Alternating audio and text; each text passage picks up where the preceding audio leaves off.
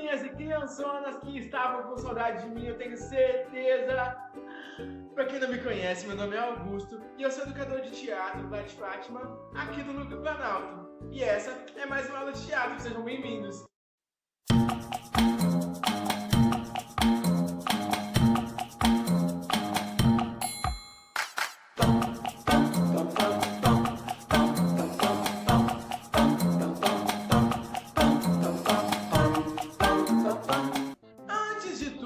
Eu gostaria aí de estar parabenizando os meus alunos pelo desafio que eles fizeram com a educadora Lili. Eu estou muito orgulhoso de vocês, então eu gostaria de ressaltar no meu vídeo. Parabéns para todos que participaram. Olha, eu ia dizer que eu tô careca, mas dá pra ver que eu não tô careca, né? Então, eu tô quase careca de dizer para vocês que nós estamos num período importante de higiene e é necessário que vocês lavem as mãos e se higienizem para que a gente possa sair todo mundo dessa, beleza?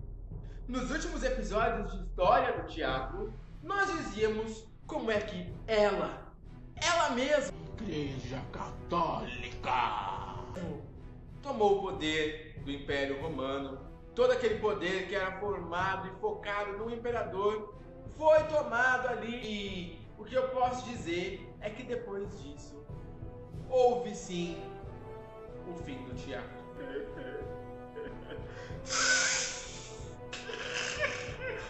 Interessante que a gente deveria falar agora, gente, é que houve sim o fim do teatro. Só que o fim do teatro ele aconteceu num período determinado e também, né, ele não aconteceu em toda a parte ali do Império Romano. O Império Romano do Ocidente, ele cai ali, né, após uma invasão.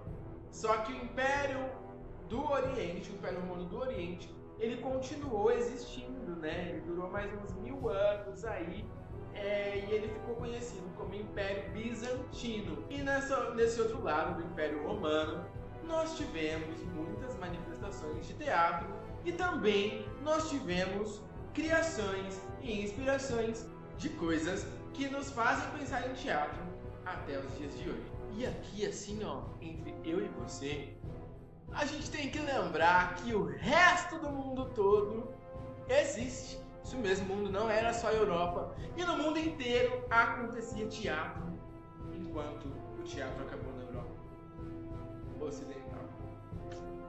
Vale lembrar, ainda aqui entre eu e você, não é mesmo?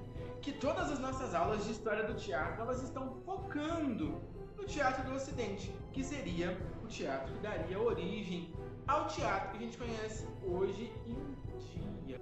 Então, podemos dizer que a forma de teatro que acabou no Império Romano do Ocidente era nada mais, nada menos do que aquele teatro criado na Grécia, que tinha cenário e elementos próprios. Esse teatro, infelizmente, a partir daquele momento, deixaria de existir por um bom tempo.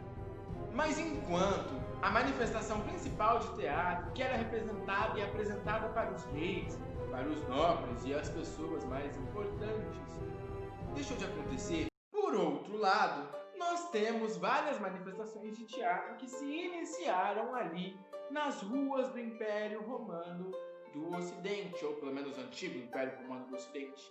Nós tínhamos os mimos, nós tínhamos as recitações de poesia e os grandes poetas percorrendo pelas ruas ali, ainda que não se apresentando para os nobres, mas manifestando o teatro na sua forma mais pura e clássica. Vale lembrar que a partir desse momento, quem começa a dominar a economia do Império Romano do Ocidente, ou antigo Império Romano do Ocidente, coloca na sua cabeça, do antigo Império Romano do Ocidente, são os feudos. Professor, mas me responde, o que diabos é feudo? Bom, gente, é muito fácil não de explicar para vocês o que é feudo. Vamos lá, vamos voltar na invasão do Império Romano do Ocidente. Depois que o Império foi invadido pelos bárbaros, muitas pessoas que tinham poder acabaram se afastando dos reinos e indo morar ali no campo, Ou seja, as pessoas que tinham mais dinheiro, elas saíram dali de perto, né? Afinal, elas corriam até risco de morrer. E elas foram para o campo. E cada um foi construindo a sua propriedade e os seus domínios ali. E chamou-se isso de feudo. O feudo ele era cercado por grandes muros. E muitas vezes ele tinha seus castelos também. E eles não possuíam comunicação um com o outro, porque naquela época não existia celular. E o que acontecia, gente? O feudo, ele era propriedade privada, ou seja, ele era algo com um dono que se chamava senhor feudal. O senhor feudal era a máxima importância e autoridade dentro do seu próprio feudo. É isso, só que mesmo assim, não era tão legal quanto parece. Mas com essa coisa toda de poder, a gente tem que lembrar de uma instituição que começou a ganhar força e que por acaso estava lá em cima no poder de tudo isso. Isso mesmo. A Igreja Católica Antiga se fazia presente, dominante e poderosa.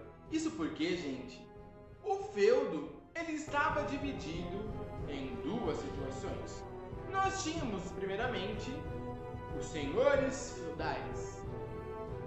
E abaixo dos senhores feudais, nós tínhamos os servos. Sabe o que acontecia? Os senhores feudais eram formados principalmente pelos membros da nobreza e pelos membros da Igreja Católica, incluindo seus papas, bispos, padres e várias outras denominações que ela conseguiu criar durante o tempo. Já os servos, lógico, gente, eles eram formados pelos camponeses. E você sabe por acaso quem seriam os servos e os camponeses e os pobres e quem se ferra em tudo nessa época? Isso mesmo, nós. Como vocês podem ver, o clero era formado pela Igreja Católica. E vocês sabem por quê? Porque nessa época, a Igreja Católica começou a ganhar poder. Lembra que eu falei na outra aula? E com a Igreja Católica ganhando poder, inclusive sobre o teatro e todas as artes, ela recebia doações de pessoas que tinham muito dinheiro, de grandes terras. Então, na época da Idade Média, a Igreja Católica possuía a maior parte das riquezas e dos territórios. Só que se vocês pensam que a Igreja recebia esses territórios e construía outras igrejas, a Igreja Católica vendia o próprio território, cedido gentilmente pelo senhor feudal em troca de perdão para o próprio senhor feudal. E como a Igreja Católica, possuindo todo esse poder nas suas mãos, nós temos que lembrar de uma coisa muito importante na história. A Igreja possuía decisão em tudo, incluindo o comportamento das pessoas. E ela contava com uma arma secreta e sagrada que poderia controlar tudo e todos. Isso mesmo, a Igreja Católica Antiga, tinha o poder de tudo. Mas se você pensa que eu fiz tudo isso para prejudicar alguém, eu jamais faria isso. Eu precisava que as pessoas seguissem o bom modelo de sociedade e os bons costumes, e que elas fizessem tudo o que eu quero e tudo o que eu mandasse. Pensando na calma e paz das pessoas e como elas iriam louvar e adorar um único Deus, eu, a Igreja Católica, fui até cada uma das pessoas e eu consegui fazer com que cada uma delas acreditasse. Afinal, era completamente necessário que as pessoas fossem perdoadas pelos seus pecados e ganhassem um lugar na moradia ao lado de Jesus, a Nova Jerusalém, o céu. A Idade Média ela é mais conhecida pelas vendas de perdão, pelo grande medo que as pessoas tinham de ir para o abismo do medo, o inferno. Isso mesmo, gente.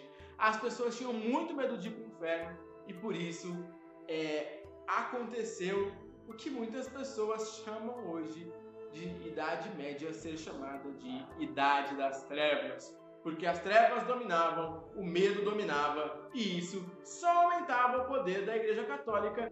A população, em sua maioria, era completamente analfabeta, livre de qualquer conhecimento e também muito pobre. E com isso, A Igreja Católica, que tinha vários conhecimentos já pela época, conseguia fazer com que as pessoas seguissem os seus modelos de bom comportamento e tudo o que ela queria, e isso se chamou de dogma. Sim, os dogmas eram as coisas que a Igreja Católica impunha sobre as pessoas. Inclusive, o cristianismo tornou-se a religião principal e obrigatória. Isso mesmo, ela estava com tudo, ela era poderosa do bagulho. Sabe por quê, gente? A Igreja Católica chegou a criar até um tribunal ali para julgar o que era certo e o que era errado, que ficou conhecido também como a Inquisição. E tudo que a Igreja Católica não concordava passava a ser uma questão de desrespeito à ordem e ai de quem quisesse, desfazer a ordem e a composição de tudo isso. E foi assim que os cristãos passaram a tomar o lugar das pessoas que acreditavam em vários deuses. Dessa vez, eram os cristãos que estavam perseguindo todo mundo. Chega de falar de feudo de Igreja Católica, meu povo, e vamos falar do teatro. Vocês estão lembrados que eu falei que o teatro acabou, mas que ele logo voltaria e que religiosamente ele foi forçado pela igreja? Será? Isso mesmo, gente. O teatro, ele acabou, mas ele voltou. Sabe por quê? Porque ela, Igreja Católica, quis que assim fosse. Só que isso é um tema para uma outra aula de história do teatro. Ficou animado? Não? Fica animado agora, tô mandando energia. Porque na próxima aula nós contaremos a continuação dessa história. Essa foi mais uma aula do Lar de Fátima do Núcleo Planalto. Meu nome é Augusto, eu sou educadora de teatro. E eu fico aí e eu peço para que vocês se cuidem. Até a próxima aula e tchau, tchau!